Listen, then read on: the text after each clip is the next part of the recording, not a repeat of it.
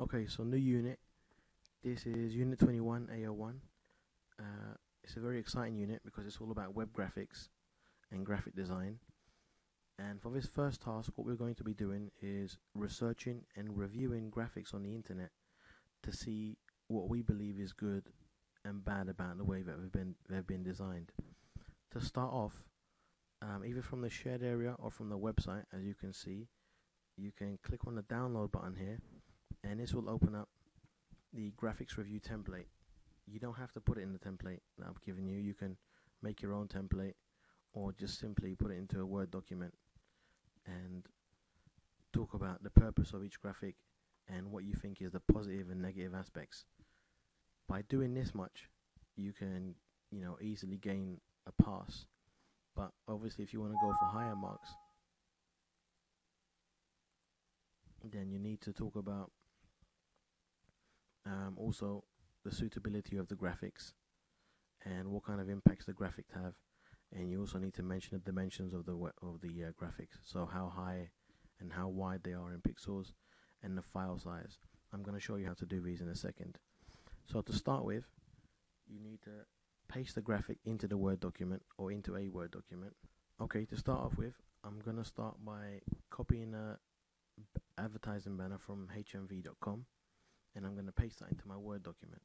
So I'm going to right click on the banner, and I'm going to copy the image, and then I'm going to paste it into my graphic review template. Right click and paste, and obviously it's a little too big for the page, so I'm going to shrink it a bit. There we are. So that's the graphic. Now the next thing I have to do is talk about the purpose of the graphic, so what I think the graphic is for. So I think the graphic is to attract people's attention into sales that they have, so that they might buy from the website. So I would write that into the box here, and then underneath it I'd say what I thought was good about it. I think that it's got bold writing, and there's a big contrast between the background and the font color, which makes the writing stand out and makes it appeal, and is appealing to people because they're attractive colors and they don't clash too much or hardly at all.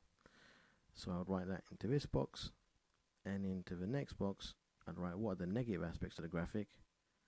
I would say that although the colors are attractive, there are no images used on this, so I would write that into this box. Now that itself, if I was to do that and give examples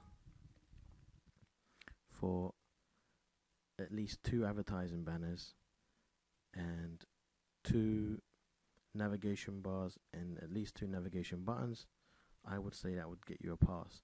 If you want to go further and go into a merit, your descriptions would have to be in quite a bit of detail, and you'd also have to fill in the extra information, such as what is suitable for, how it's suitable for purpose, so how the graphic is good for what it's meant to, what it's designed for, which is, in this case, to advertise, and what kind of impact it has on the website. And obviously you have to look at the height and the width and the file size of each graphic if possible, and I did tell you how I was going to show you how to do that. Okay, to do that then, there are a few ways we can do this. If you have Internet Explorer as your browser, by right clicking on it, there should be an option right at the bottom that says properties. When you click on that, it will bring you up the height, the width, and the file size of the image. And if you have the Chrome browser, I've added an application called Image Information. So when I right click on the browser and click on View Image Info, a pop-up comes up telling me how wide it is, how high it is, and the file size of this graphic. But it doesn't have to be done that way. It could be done in Internet Explorer as well. Okay, now some websites won't let you right click and copy an image. What you'll have to do is print screen the image or the web page, and then crop it down to the image and put that into your Word document, and I'll show you how to do that now. So we click on print screen, we open our graphic review template, and we paste it in between the 2 dotted lines again, except this time it will paste the whole web page in, but we only want this area here. So what we're going to do is we're going to click on the image, and we're going to click on the crop button, and we're going to crop this web page down just to the image that we'd like to keep, like that. And once we've cropped it, click on the crop button, and we will stretch it out. So there's our image. Unfortunately, this isn't as accurate if you have to do it this way in most cases. We can crop a little more after we've stretched it out. And doing it this way, it's a bit harder to tell what the sizes are of the image. So what I usually do is I then copy the image again afterwards. So once I finish cropping, right click, copy, and open up Fireworks. And once we open Fireworks, we click on create a new image and click OK.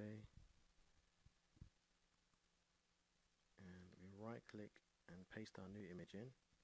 And the good thing about this is once you've done it, on the bottom left hand corner, you have the width of the image and the height of the image.